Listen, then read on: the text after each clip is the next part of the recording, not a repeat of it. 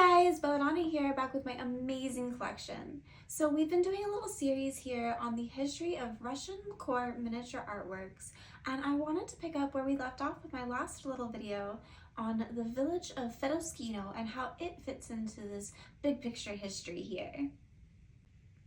The Fedoskino artists painted in oils from the start, and they took their style from the Main Street art at the time, which in Russia was very similar to that of the Western arts, but they had their own distinct Russian stylizations to it, painting troikas and village scenes, girls in national costumes. By 1910, the Fedoskino artists had begun to veer away from their beginnings as producers of low-cost goods and focus more and more on the artistry behind their pieces.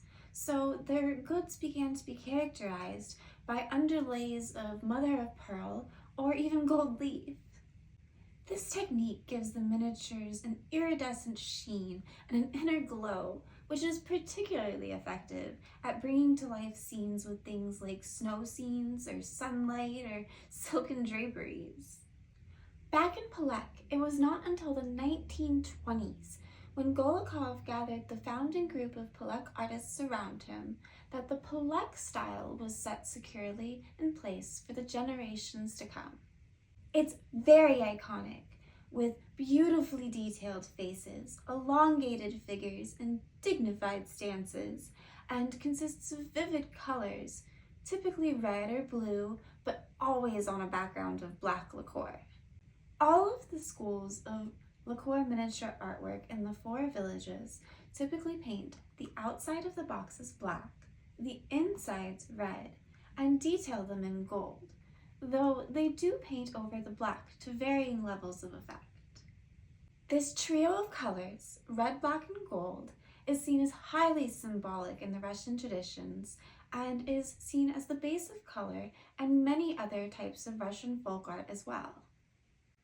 The other previously famous icon painting villages of Kholui and Mstiora followed their sister village of Palekh into the new tradition of lacquer miniature painting in the 1930s.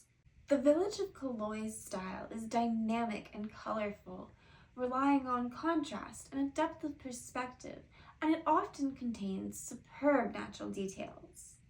The village of Mstioria's style is dreamy, with delicate, carefully graded colors, and usually has all of its background painted over. So despite the early start in Fedoskino, the genre of Russian lacquer miniature artwork, with its 4 separate schools, was really only coming into being during the middle of the 20th century.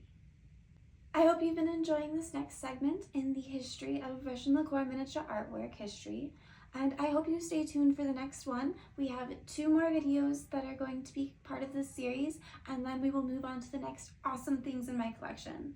Thanks for watching.